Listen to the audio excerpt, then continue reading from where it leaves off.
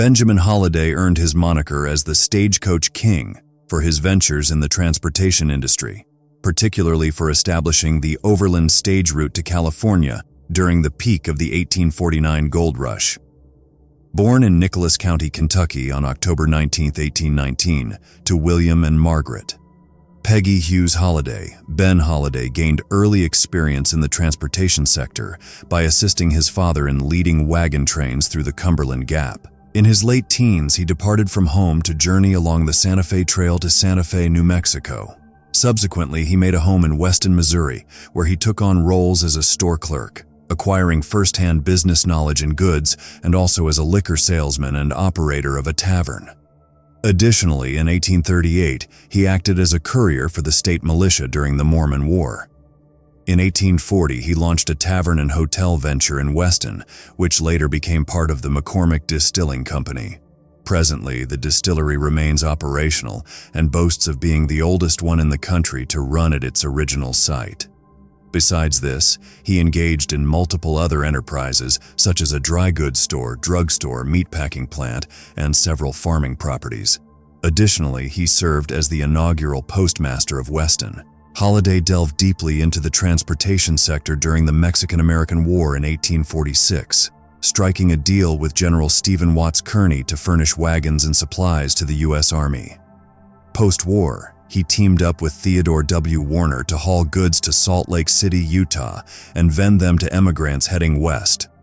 After the frenzy of the California gold rush, Holladay relocated to San Francisco, California in 1852, re-entering the transportation scene by participating in stagecoach lines and steamship ventures. As the Colorado Gold Rush kicked off in 1858, Holladay seized the chance to collaborate with the staging firm of Russell, Majors, and Waddell. The halt of the Butterfield Overland Mail due to the Civil War opened up another avenue for business. He had assumed control of the Central Overland California and Pikes Peak Express Company by March 1862, together with its vast 1,200-mile stage lines.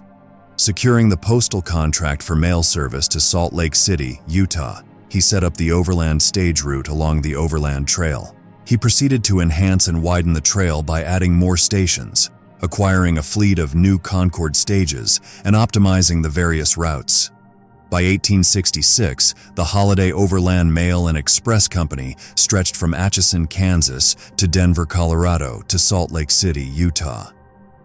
By this juncture, he held exclusive ownership of approximately 20,000 vehicles, had a workforce exceeding 15,000 individuals, and monthly passenger revenues often reached $60,000. The fare from Atchison, Kansas to Salt Lake City stood at $350, and within 5 years the U.S. Post Office had paid him nearly $2 million. However, the astute Ben Holladay, fully cognizant that the forthcoming completion of the new transcontinental railroad would render stagecoach transportation obsolete, was fortunate to offload the route, equipment, and contracts to Wells Fargo.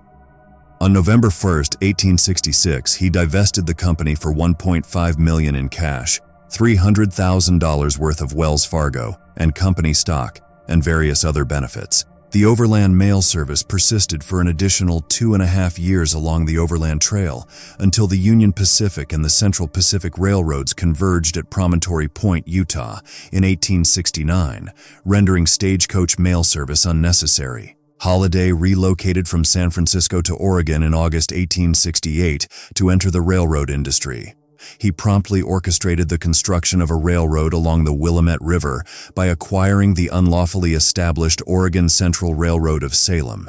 His objective was to construct a railway line to California along the east side of the Willamette River. To achieve this, he expended approximately $55,000 in bribe money. The rivals eventually gave in to him in 1870, and he built the Oregon and California Railroad as far south as Roseburg with the help of a federal subsidy.